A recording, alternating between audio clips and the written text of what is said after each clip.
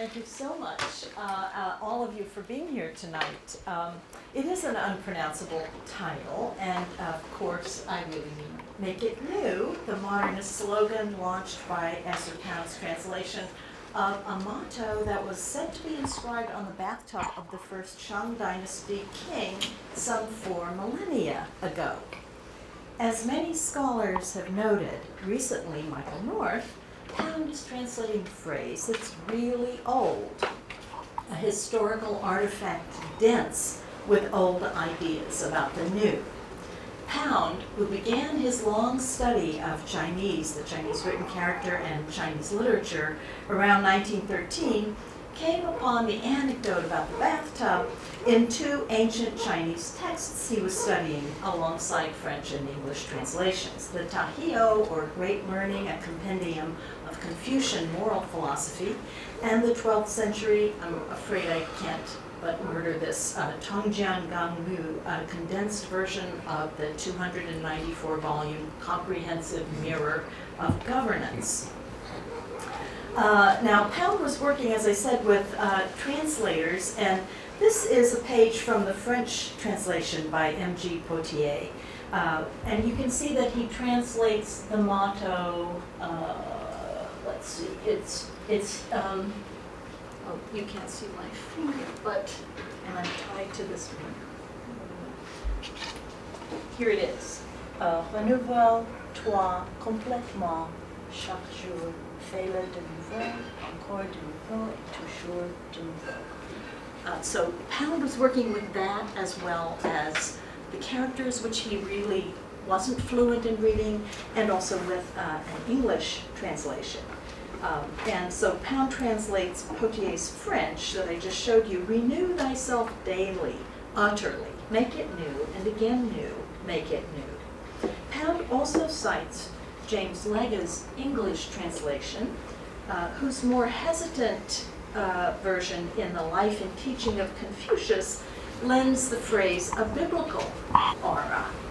Let's see, where is he? You can see on the bathing tub of tongue the following words were engraved. If you can one day renovate yourself, do so from day to day. Yea, let there be daily renovation. And this is important too. In the announcement to Kong, it is said to stir up the new people. That's why. In other words, this is in the context of good governance in the original Confucian text. So Pound renders the phrase first in pithy American, quote, renovate, Dodd gassed you, renovate. And then in a footnote, in the more formal and impersonal, familiar, make it new, day by day, make it new. The Tahio's second chapter is headed on the necessity of renewing and enlightening the people. The imperative to make it new is thus the key to good governance. The sovereign is to renew himself or herself day by day so as to renew and enlighten. So the slogan, Make It New, is itself, as Michael North says, quote, a product of historical recycling that captures the complex nature of the new, its debt even as revolution to the past. And of course the word revolution, turning back, revolving, so the word revolution has that turning back gesture in its etymology. Later extracted by historians and critics from its Chinese context and simplified into a touchstone for the 20th century modernist revolution in the arts, Make It New inscribes the past indelibly still in the it, whose perpetual making new it exhorts. As the modernist slogan emerges from its Confucian source through European and American translators into a rapidly shrinking 20th century world, roiling with technological change and social and political contestation, it gestures to the question of the public work that art and literature perform in inspiring the collective labor of renewing and enlightening the people, ourselves, and the world. As the Chinese and many other ancient sources tell us, then there's nothing new, nothing modern about making it new. Rather, making it new is the constitutive dynamic of literary history, Virgil retells Homer's matter of the Trojan War from the Trojan perspective, and Dante makes his revered Virgil his classical guide through the nether regions of a Christian cosmos. So too, the artists we call modernists engage past masterworks to give voice to their early 20th century present. T.S. Eliot argued that the historical sense is necessary to the making of really new art in any period. He gave it a local habitation and a name when he hailed Joyce's creation of Ulysses in parallel with Homer's Odyssey as, quote, the mythical method akin to a scientific discovery which other artists, including himself, could adapt to give aesthetic form to, and this is Eliot's description, to the immense panorama of futility and anarchy that is contemporary history. That's what he said Joyce did, scientific discovery, take the Odyssey, build Ulysses, about the infinite life of one day in Dublin, hang it on that classical scaffolding. So it's a method other artists could use. Now, Pound's homage to Sextus Propertius does that. It recasts the ironically anti-imperial, anti-war Roman love poet as an urbane critic of war and empire in the imperial Britain of World War I. And The Wasteland, of course, takes the European fertility ritual of the Grail quest as its touchstone. Pound's cantos stage an epic dialogue among Homer, Virgil, Dante, Confucius, and many other voices. And Virginia Woolf rewrites the Genesis myth as a new story of the world in her book, The Waves. So what Eliot called the mythical method, arising from a hard-earned, it takes a lot of labor, he said, historical sense, and tantamount to a scientific discovery, North and other critics sometimes characterized as historical recycling, assimilating the ethos of contemporary art within a conscientious ecology in face of overconsumption, heedless waste, and earth-despoiling garbage. Carried to its logical extreme, this poetics of recycling, reusing previous art instead presumably of bulldozing it into landfills, brings to mind a recent remark of a living artist on mentoring young artists in New York. Quote, someone has to teach them to stop making things, he says, as if the world were already so replete with art it couldn't hold anymore, and the days of making it new are over. Yet Pound, a century ago, saw in the character Tsin, new, a pictorial gesture toward the natural creative force of organic growth, renew, like a tree shoot. Thus, in that earlier slide, the ideograms, Chinese ideograms, sun, renew, sun, sun, renew. And then Pound comes to that second renew and thinks like a tree shoot. He's looking at the shape, the visual shape of the ideogram and just riffing on it. Again, sun, renew. So Pound likens the drive to make the self and the world new day by day, sun, sun, sun, to the force that through the green fuse drives the flower, in Dylan Thomas's phrase. Perhaps when it comes to art making, this natural creative force absorbs both the historical sense and the poetics of recycling into its purpose of making it new. A century after Pound encountered Chinese thought, the great flowering of art in the early 20th century itself occupies an expansive foreground in contemporary artists' historical consciousness. No one seems to have taught artists to stop making things. As for recycling masterworks that would otherwise be tossed in the dustbin with civilization's other dead cats, to paraphrase Conrad's Charlie Marlowe, it is new works of art that keep them alive, not as unchanging relics or sacred texts, but as vital voices in the still living dialogue that is literary history. I turn now to 4 works by 21st century artists who make modernist works new. The French conceptual artist Pierre Bouralio brings Proust to new life. American Kayla Walker channels Stephen Daedalus's gifted and impoverished sister Dilly as a 21st century teenager immersed in social media. British multimedia artist Cobb Wilson rearranges the 38,000-odd words of Virginia Woolf's A Room of One's Own into a novella that writes racial consciousness into Woolf's literary history.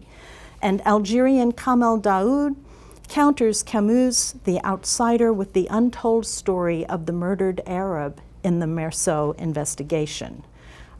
Its protagonist narrator Haroun challenges Camus' Meursault's account of his crime as he memorializes his dead brother. All these works make modernism's legacy new, like a tree shoot, in ways quite different from the late 20th century culture of the copy that is epitomized in Sherry Levine's After Walker Evans series.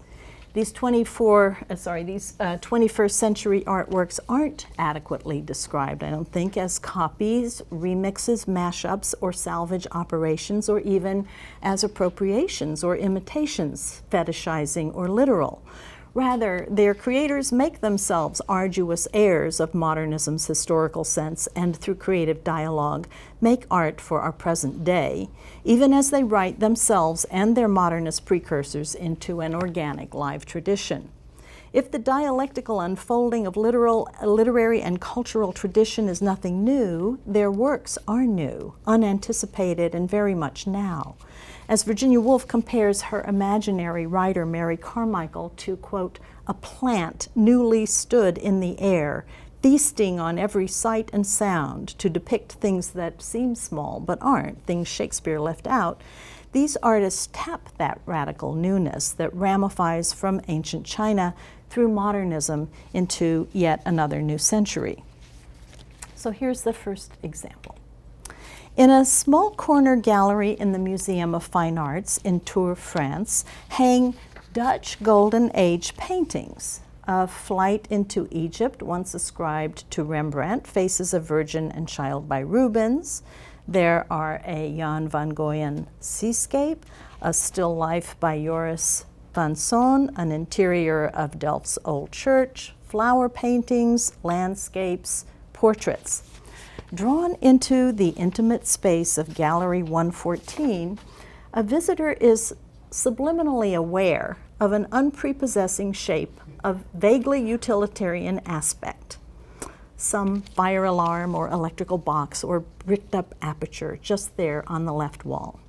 So she turns rightward, circling around the erstwhile Rembrandt, the Rubens, the exquisite seascape, the ravishing still lifes, the portrait. At last she arrives again at that yellow thing. On closer look, a small rectangle of ceramic trompe-l'oeil bricks with gray-streaked mortar under thick, gritty glazes, as if dirty and time-worn, with a placard, not a fire alarm or a fuse box then, an artwork, but a category error maybe. The placard gives the artist, Pierre Baraglio, the date 2001-2 and the title, Un petit pain de mur jaune, or a little section of yellow wall, from Proust's In Search of Lost Time. The last words of Proust's character, the writer Bergotte, who dies while gazing on Vermeer's View of Delft at an exhibition of Dutch masters at the Jeu de Paume in Paris.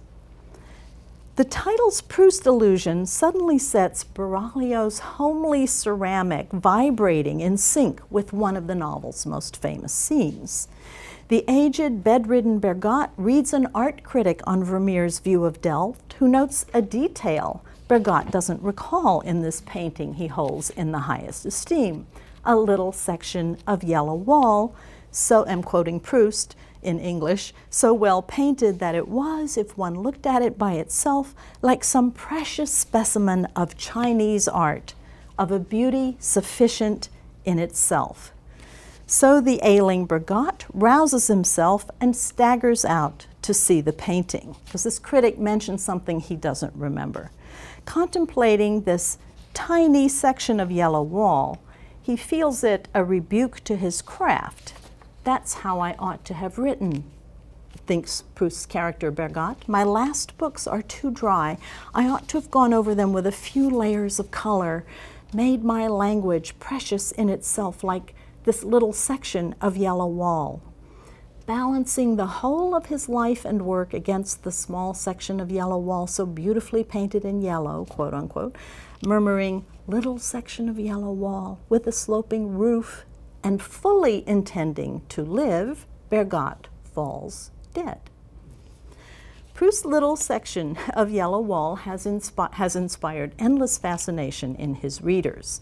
So the moment Berlioz's ceramic pops into focus as the embodied illusion that it is, the light changes in Gallery 114. At first opaque and off-putting, as if some gaudy smoke detector or bricked-up hole had breached the gallery wall, Berlioz's wall suddenly becomes a window onto vistas of time, art, and memory. In its strange materiality, mundane seeming ceramic bricks to which it is not reducible, Berlioz's little section of yellow wall activates that very faculty of involuntary memory that is accidentally awakened when the adult Marcel tastes a madeleine dipped in lime blossom tea. As the buried memory of his childhood Combray wafts into consciousness, borne on the long-forgotten aroma and taste of this tea-soaked cake, so Bergotte's death, Vermeer's painting, and Proust's novel, all materially absent from Gallery 114, suddenly emanate from Berlioz's faux yellow brick wall. Hung not with the Sherry Levines and other postmodern works that are displayed together elsewhere in the museum, but here in Gallery 114, its prosaic look among the Dutch paintings intensifies its astonishing power to occasion an experience of involuntary memory in the visitor. As consuming a fetishized madeleine, a literalized souvenir could never do. Even as its modesty and contingency recall the humble rusk that triggers mysterious memory in Proust's earlier drafts of the Madeleine scene. Okay, second example. Ulysses readers recall a crux, a stark confrontation with the fatality of gender centered on a peripheral character, the motherless, near-starving adolescent Dilly, Stephen Daedalus's younger sister, who in the Wandering Rocks episode first cajoles money out of her deadbeat dad to feed herself and her younger brothers and sisters, then accidentally bumps into Stephen by a book cart, having spent the penny her father gave her for, quote, milk and a bun on a tattered French primer, in desperate, doomed hope to fly the nets of Dublin's labyrinth as her genius brother is preparing to do. In an uncanny mirroring, Stephen sees himself in her. Quote, my eyes, they say she has, quick, far, and daring, shadow of my mind. He sees, too, that she is drowning, and knowing he cannot attempt to save her without drowning himself, he feels anguish, misery. Kayla Walker's Dilly Daedalus on the Day Today adapts the interior monologue technique of the Proteus episode, where Stephen thinks and walks on Sandymount Strand to create a 21st century Dilly, an American teenage girl, iPhone glued to her hand, intellectually and imaginatively gifted like her literary brother, and not so much walking on a beach or a Dublin quay by the Liffey. Walker's Dilly could be anywhere, as wandering in cyberspace. Typographic features denote the blue outgoing and green incoming text messages, the purple updates, notices, and ads that flash up on her screen, and the vibrating phone's pssts that interrupt, flow into, and eddy in her protean stream of consciousness. Like Stephen's, Dilly's streaming thoughts range deep and wide. Socrates, Heraclitus, Schopenhauer, Descartes, Ovid, Whitman, Conrad, Breton, and Beckett commingle with the Enola Gay children's cereal ads, the Macintosh that gave 90s kids their first bite of the digital apple long ago, quote, when we were convulsive, beautiful human children, the film Mean Girls, and red-soled Louboutin. And I should add, Parodying Ulysses annotated the volume of notes that you can read alongside Ulysses. Walker thankfully provides 94 footnotes for this piece. Like her literary brother, Stephen Dedalus, in other words, Walker's Dilly possesses deep, wide cultural literacy, a poet's sensibility, and an agile, free, playful linguistic virtuosity. Yet Walker's engendered perspective also preserves something of Joyce's posing of Dilly as Stephen's reverse mirror image, body starved and spirit stunted by liabilities and deprivations of gender, a drowning Ophelia whose watery reflection cuts Stephen's heart and conscience. Walker's Dilly too is drowning, awash in torrents of screen images, her selfies, other people's selfies, Facebook, Instagram, virtual projections of female bodies, idealized and otherwise displayed. Fashion dictates day-to-day life in cyber realm that she reflects is no longer my space, but our space. Her musings on her state project a new, technologically mediated ontology of virtuality centered on her gender, though not exclusive to it. As Dilly sees it, it's a matter of virtual life and death. In the Greek word eudaimonia, good spirit or happiness, she hears an echo, you die. Her vibrating phone, psst, confirms her social existence, its stillness and silence, non-being or death. Psst, psst, I hear you, noisy palpitations, pal, psst. Confirmed I am alive, ineluctable modality of hearing. Confirmed I am dead, ineluctable modality of being. The digital flicker fluck through the unseeable but always seeing technology to the seen screen. Body, self, and substance seem almost to dissolve into images, screens, virtual being, life and death into the powering on and off of the phone, the presence or absence of psts, likes, scene counts. What more provocative, generative figure for Dilly's existential condition than Narcissus? Making the old new and the new old, Dilly riffs on Ovid's myth to critique the mass media and marketing labeling of millennials as, quote, the most narcissistic generation. We are Gen Narciss, she puns, and yet, whereas Narcissus needed only his reflection in a creek, the phones promise the vibrating beauty of human connection. And whereas Narcissus dies but one watery death, she muses, we 90s kids have died 1,000 deaths virtual. Here's one, psst, you have died of dysentery in the educational computer game Oregon Trail. Social, psst, get in the wagon, loser, we're going to recess, parodying Mean Girls. And existential, when the phone's off. Quote, and so we know resurrection is but a flicker away. A new life is but a grueling westward journey away. Keystroke, Apple menu, log out. Power up, power down, restart, die. You die. Restart, respawn, unquote. And whereas Narcissus, again, quote, grew to be but his mere reflection, reflected in, to reflect upon, love in the water, the 90s kids have died and birthed ourselves 1,000, psst, one, Y2K, psst, flicker, flicker, fluck, Facebook, always seeing the, quote, scene, inside her quote, scene 8:15 a.m., Hiroshima, scene screen, unquote. Whereas embodied, substantial Narcissus drowns for love of his image, love in the water, the 90s kids are the reflection in the creek. To turn the phone off is to die, for we live in the digital flicker. Digital whispers, psst, psst, confirming we are even alive. The life in our lives lies in its literally virtual infinity, unquote.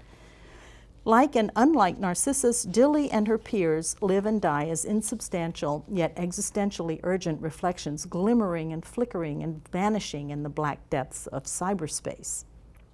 the reverse mirror image of Narcissus. They live not as substantial bodies in love with their own beautiful reflections, but as ephemeral screen images, pure reflections without body. Clinching this reversal, Dilly ponders her generation's difference from Narcissus. Quote, "They keep calling us narcissistic, but it's like, we don't really know though. I mean, like, I just do not understand. Mirror, mirror, do you know? We all agree that seeing yourself means nothing unless you are seen." Unquote. In other words, again, quote, "If that digital reflection selfie doesn't get like at least 70 psts, that's like social suicide," unquote. Parodying the constructed nature of the inexorable virtual reality in which her generation dwells, Dilly exhorts, "Make it you, seem as you wish to be," unquote. In bringing the Dilly character to life via the stream of consciousness technique of Joyce's Proteus chapter, which little review editor of Serializing Ulysses, Margaret Anderson, called the most beautiful thing we'll ever have, and transporting Dilly to the 21st century, Walker creates a Dilly who doesn't just follow in Stephen's footsteps as he walks on Sandy Mount Strand, his mind mingling sights and sounds with memory, desire, poetry, and elusive thought. As Odysseus has to wrestle the wily, shape-shifting sea god Proteus into a stable form in order to get home, as to write Ulysses, Joyce's Stephen must wrestle Protean reality into aesthetic form, as he does in Proteus when he writes the vampire poem, so must Walker's Dilly wrestle the Protean flux of her digitally mediated contemporary reality to fix in aesthetic form the terms of her own generation's world and life, making new Stephen's learned and lyrical interior monologue, adapting its formal, grammatical, and stylistic features. Walker gives her Dilly a scintillating consciousness that puts the myth of the selfie-preoccupied narcissistic millennial, and I'm quoting the Atlantic Monthly, in critical play.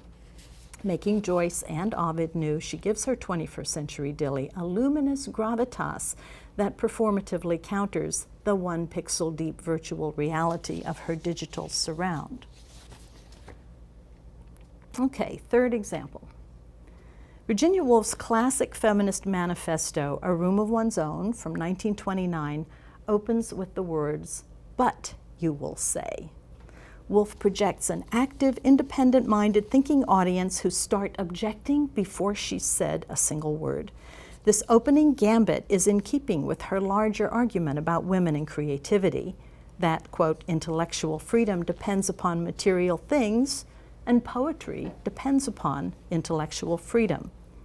Many readers have voiced objections, notably Alice Walker, who in her 1974 essay, In Search of Our Mother's Gardens, celebrates her African-American foremothers' creativity in face of all odds, since far from having rooms of their own and 500 pounds a year, they did not always have legal ownership of themselves or their own labor.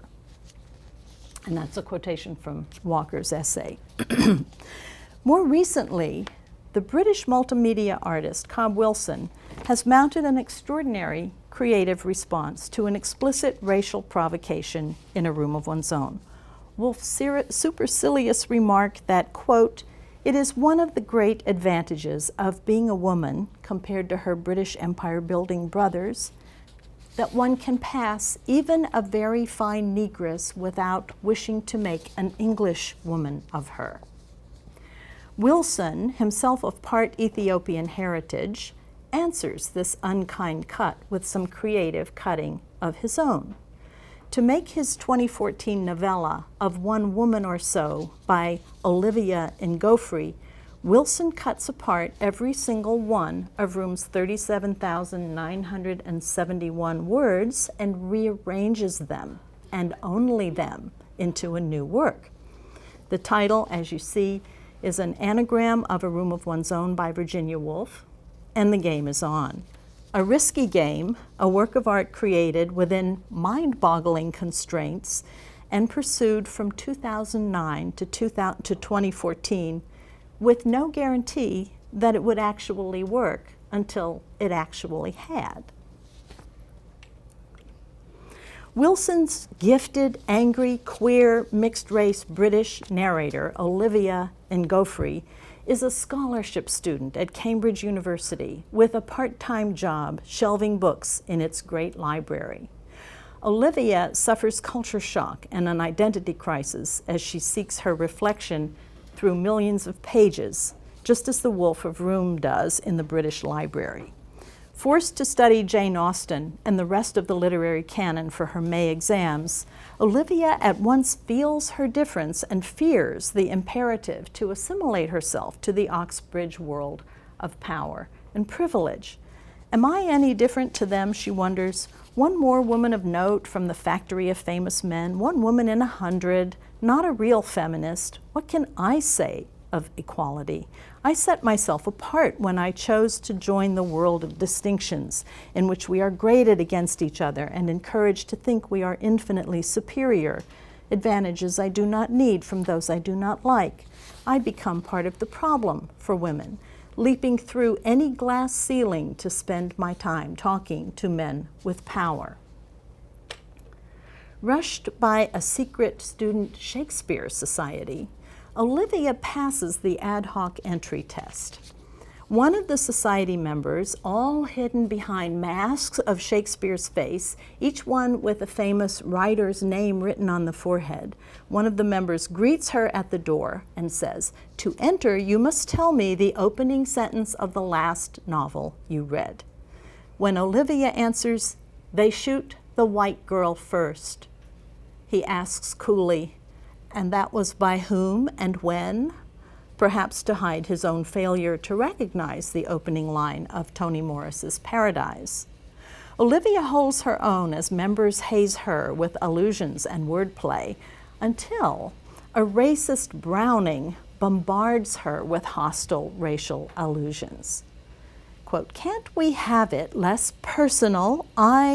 Says Olivia, at which, quote, some of them jeer.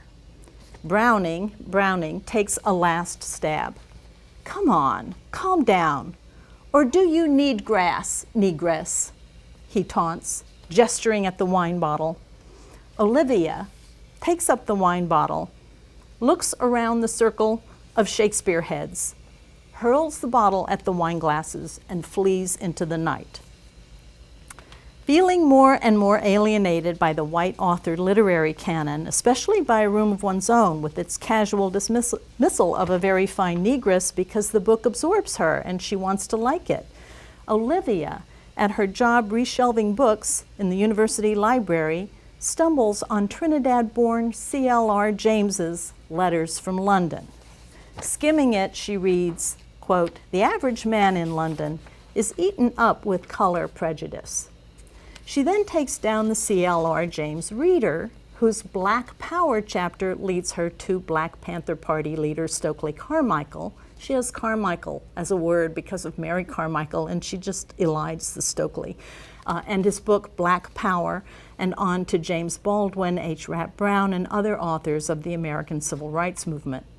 Reading for her life, Olivia finds her, quote, "anger concentrated upon all the injustice born of the inadequacy of mankind," unquote. Inflamed by the extreme demand for real justice, she wonders, if a woman must have money to write fiction, what must a woman have to write fact?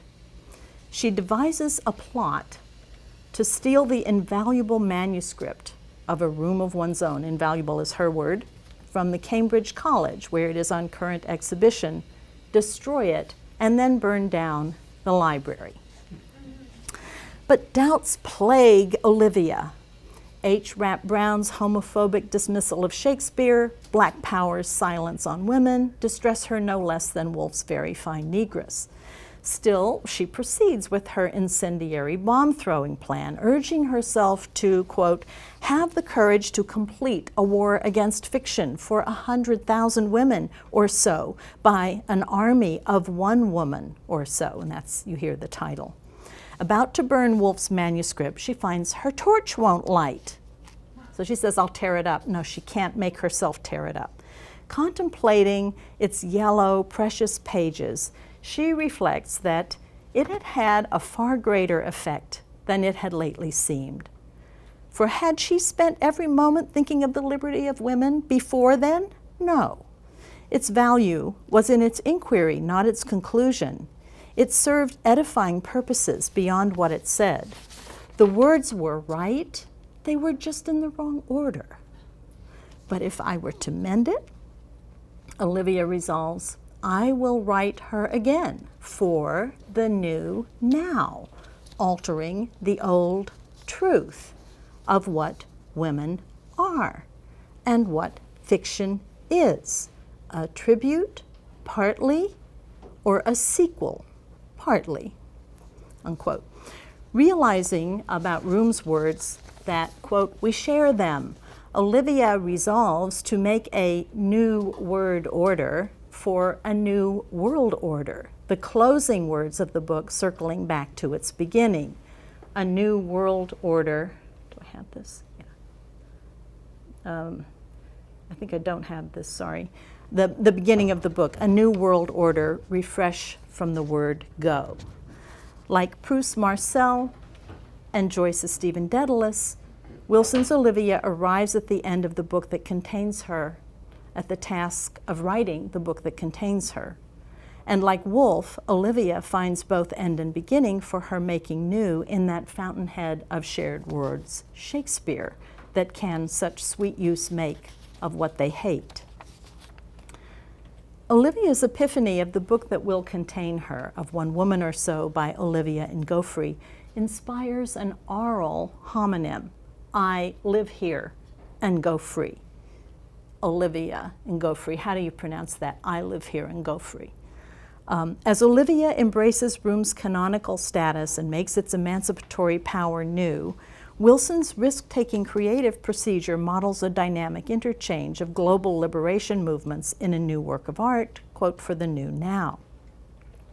Of One Woman or So converges, too, with another project, Wilson's dreadlock hoax, which takes off from the dreadnought hoax perpetrated in 1910 by Virginia then Stephen, Horace de Vere Cole, her brother Adrian, and some friends. Exotically dressed and made up in blackface by a London theatrical costumer, they posed as a delegation from the Emperor of Abyssinia and received an official diplomatic welcome aboard HMS Dreadnought. Launched in 1906, the Dreadnought, which like Xerox and Kleenex found its proper name appropriated by imitators thereafter, led the new generation of all big gun ships. Its advent escalated the European armaments war and helped instigate the First World War. Maybe the hoaxers' proto-pacifist views weren't lost on the British officers. In any case, in his dreadlock hoax, Wilson impersonated Virginia Woolf, enhancing her with his own hair, and delivered a talk in a Bloomsbury house she once lived in. A talk that reorders the words of Woolf's famous essay, Craftsmanship, into an account of his making of One Woman or So.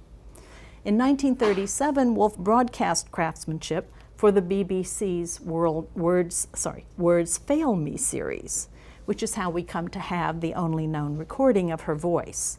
As Woolf spoke and recorded her craftsmanship essay, so in the dreadlock hoax, Wilson combines the literary constraints that produced of One Woman or So with the oral constraints of a lecture.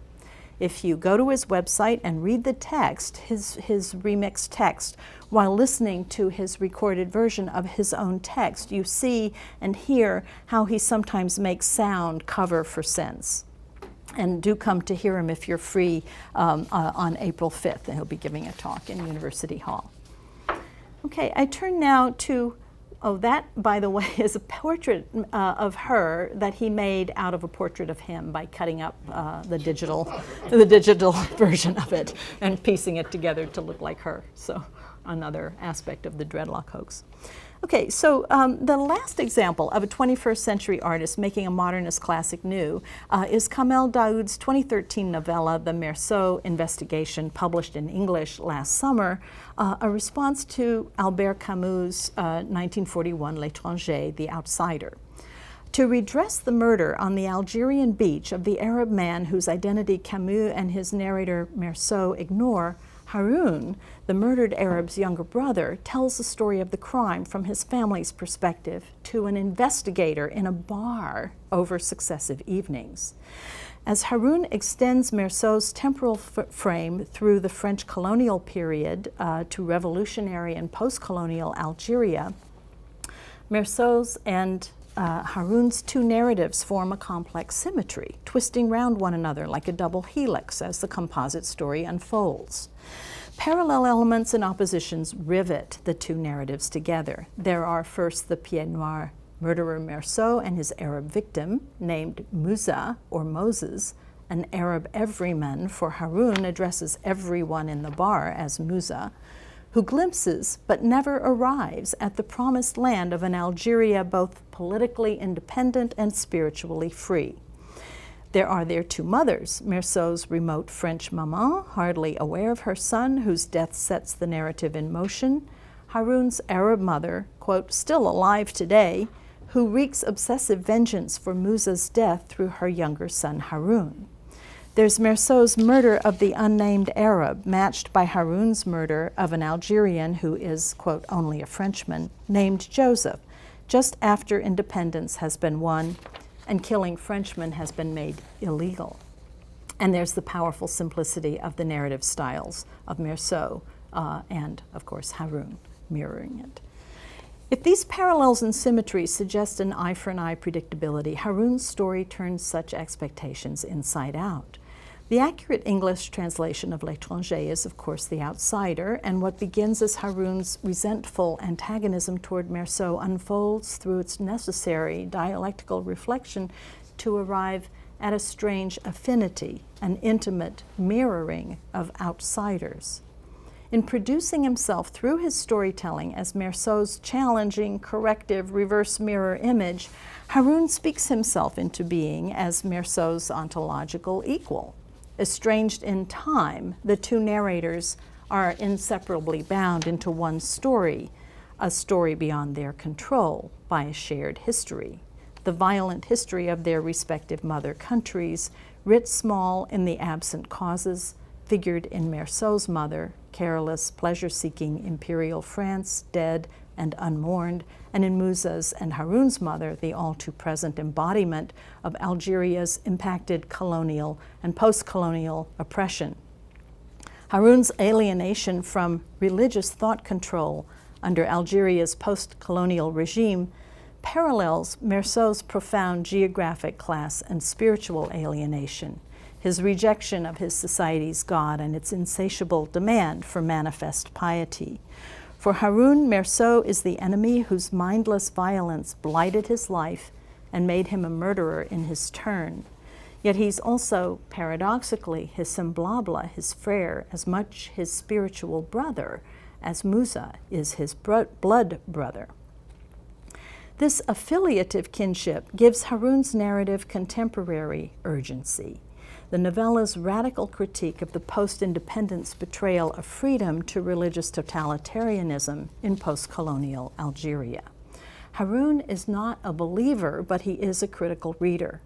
Indeed, my dear friend, he confides to his interlocutor in the bar, the only verse in the Quran that resonates with me is this: if you kill a single person, as he, Haroun, has done, it is as if you killed the whole of mankind.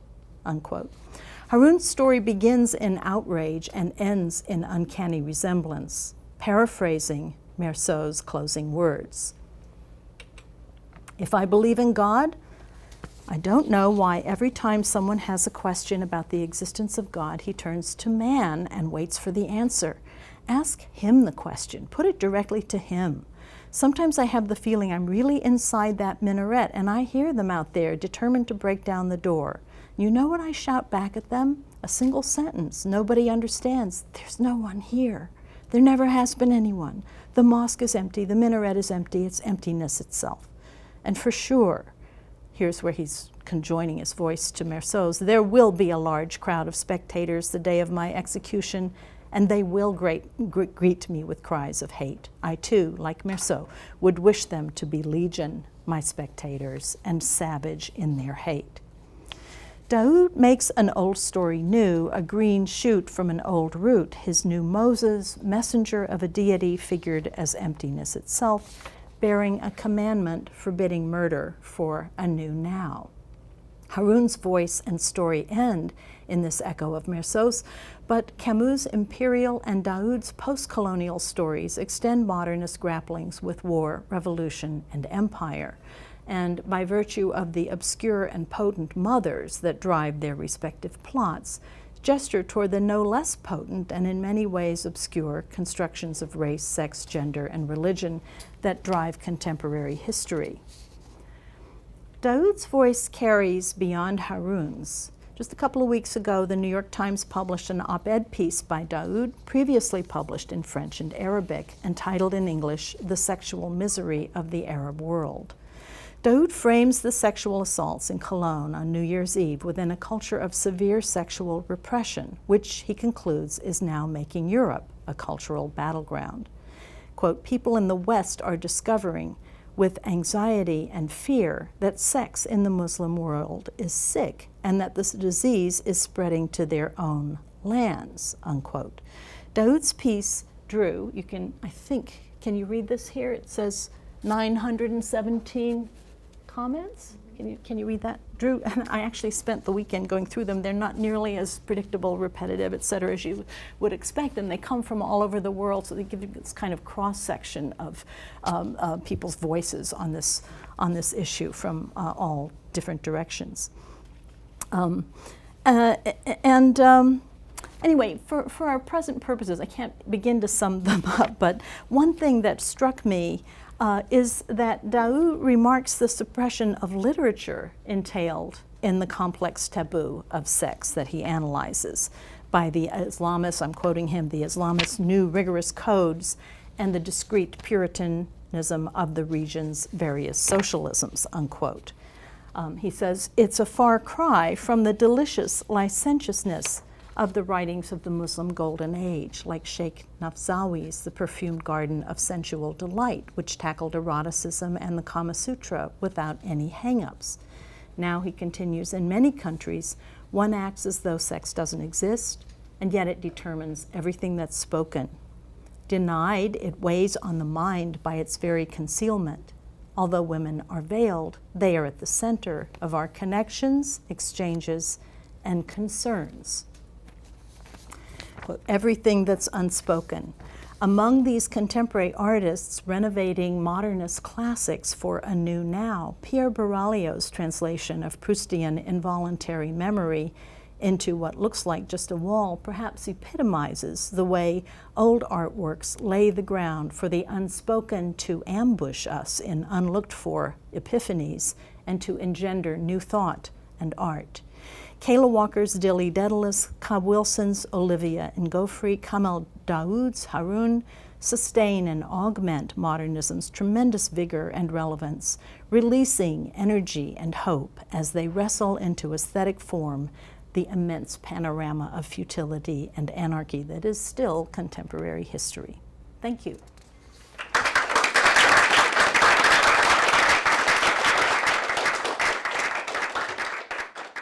I had a quick question. Yeah. At what point in remaking things does something become so derivative that it ceases to have meaning?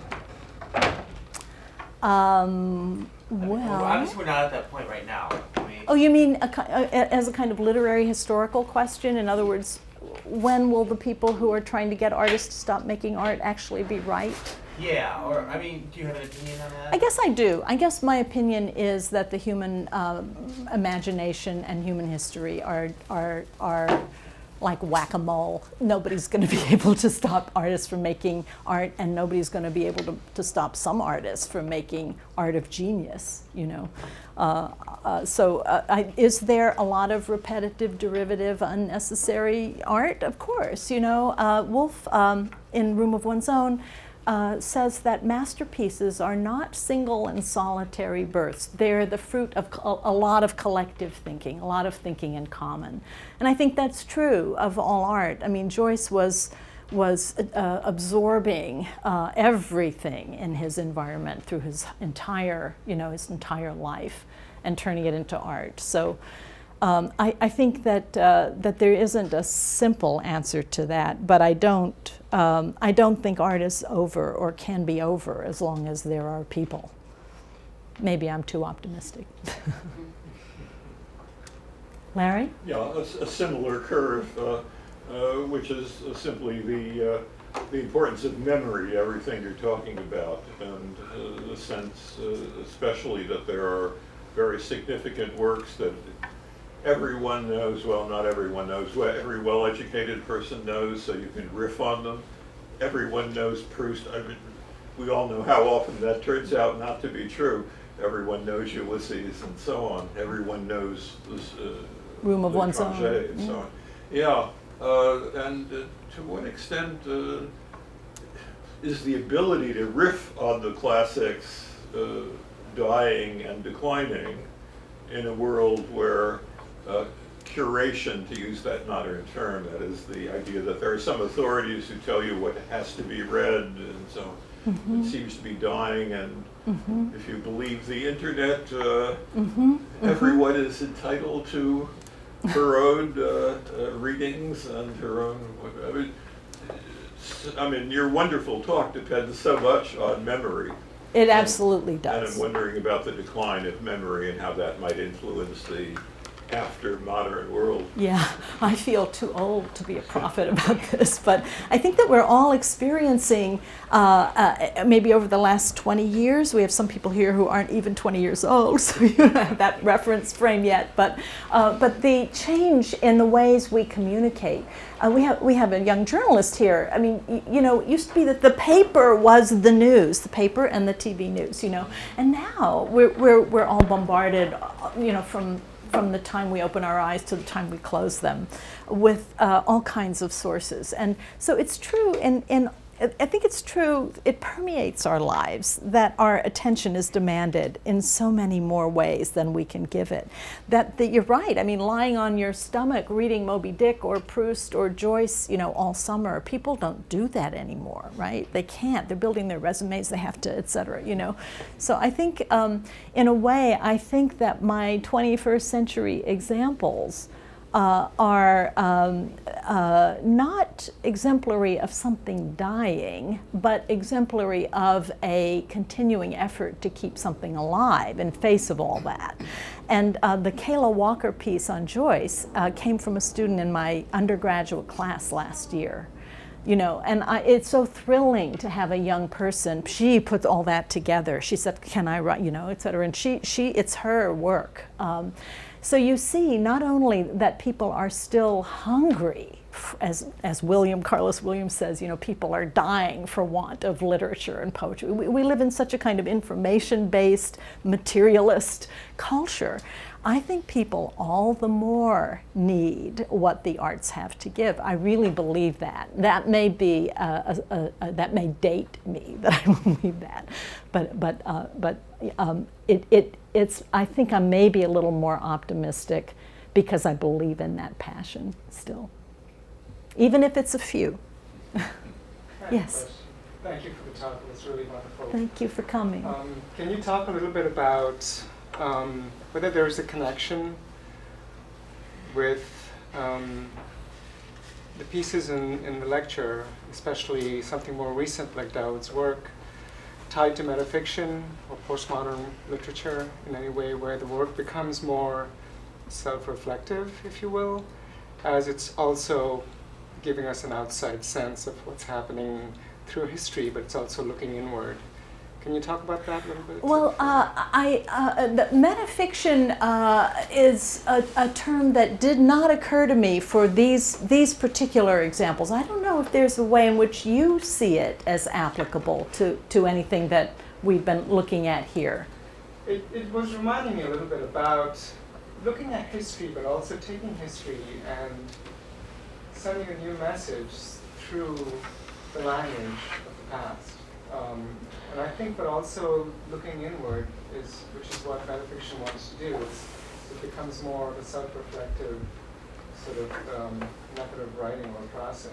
Yeah, I guess in that very broad definition, that would also cover Don Quixote. Book 2 of Don Quixote, where they're looking back and saying, they got it all wrong in part 1, right? So that the metafictional play, I think, is not quite that overt in these particular examples, and yet I'm not sure that it would gain anything if you added that layer of technique, any of these particular cases. So I think it's a particular a technique, and I'm just trying to think if there's an example. Maybe you can bring an example to bear that you could put beside these and say, yes, and here's another way of layering literary history. And it's very difficult to do because what you're really trying to do is to tell a story, but relying on what came before it. But also layering it in such a way that the story becomes successful in its own right, and that's very hard to do. And especially in Dawood's work, I think that it's almost an impossible feat to take a famous work, if you will, a famous author's work, and then combine it to tell a story that's so radical and so different, but also speaking to the past in such a strong way. Yeah, the interesting thing about the Meursault investigation, as we call it in English, and I have only read it in English, I found it absolutely stunning. I really thought that my copy is just tattered and marked up all over, and I can't even begin to talk about my response to it. It was so incredibly rich, and what I found amazing about it didn't have to do with metafiction, because the character, the narrator, has read Camus' book, and all he's doing is taking that as history instead of fiction, right? And writing back, filling in this enormous blank that is even the name of the murdered Arab, right? So he embodies forth all that history, which is, of course, fiction. So I think it might be interesting to carry your question into a framing of fiction as meta-history, right? And Olivia does that when she, in that little bit where she talks about, where she gets the epiphany to cut this book apart, and it's nothing wrong with the words, they're just in the wrong order. I'll fix that, So there's a metafictional move, and there's also quite a riveting novel, much to my amazement, And Cobb Wilson, if you go to his website, there's an interview of over an hour, and he talks brilliantly about the 4 or 5 years he spent doing this. And really, he didn't know. He had to use every word. So he was doing, important things and getting those worked out. And then he'd have these words left, and he'd have so many blacks, and obviously he wasn't going to stick them onto a black coat, right? He had to save those, and he had James for Henry James, so he could split that up and make CLR James implicit by getting the reader, the James, and just do a lot by context. But it's amazing that it worked. I can't believe it worked, and that it's such a. I heard a paper by a colleague at Wisconsin, Susan Stanford Friedman, on this at a conference in November. And now everybody in the country is working on this text, because what it's done is a kind of metafictional thing, if you will. It has seamlessly attached itself to A Room of One's Own. And Joyce changes the way you read the Odyssey, and Cobb Wilson's work will change the way people read A Room of One's Own. They won't read it any less, but they'll read it differently. Thanks for your question. Yeah. Do you think that there's still value in reading the quote-unquote new version of the text if the previous version hasn't been read. I'm thinking specifically about The Hours by Michael Cunningham. Oh, definitely. And I have a lot of friends actually who've read The Hours but have never read Mrs. Dalloway. And I had conversations with them. They were like, yeah, I would love to read Mrs. Dalloway, but I don't really see myself ever getting around to it. But The Hours was so readable, so different from Virginia Woolf.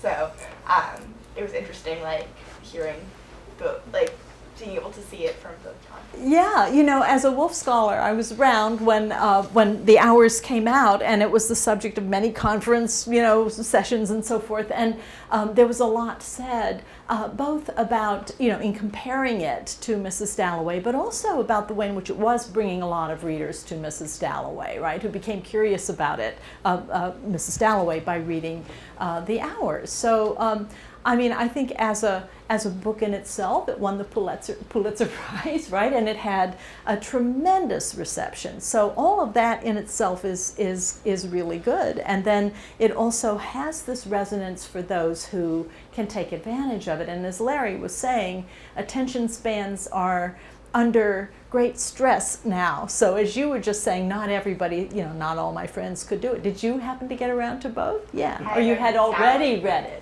Oh, that's interesting. To have read Mrs. Dalloway would change the way The Hours hit you, perhaps, compared to your friends. I don't know. No, these works, you could certainly, let me think, because I don't know if I can lump them together. First of all, I think the Baraglio, if you haven't read Proust, it won't work, but these are French people. This is a gallery in Tour de France, so I'm assuming that it would come across to a lot of people there, that the amazing play of putting it in with those Dutch masters, the Olivia Ngoffrey book would be very hard going without A Room of One's Own, because you just wouldn't have the context, and context he has to rely on quite a bit to make it work, The Meursault, I think you could read that, but you wouldn't know what he was upset about. You wouldn't understand the arbitrary murder of the Arab, right? So there would be this major absent referent, in your reading. There'd be this kind of hole. The truth is, I don't know what it would be like to read it without that. And what's the other one? Kayla Walker's Dilly is literally a character right out of Ulysses. So it's not that you have to have read the whole of Ulysses. I showed you the page where she comes, most vividly across. But I guess what attracts me to these pieces is the sense of a community and a young community and a young creative community with whom one can still share all this, right? And there's Daoud on the front page of the New York Times, right? So it's not as if we're in some tiny corner, right, and the ground is completely eroded. I don't think so. I don't really think, no matter how much the world thinks it can do without literature, I don't think it can do very well without the imagination and literature and art. It just can't. Bureaucracy can only do so much for us before you really need a Kafka.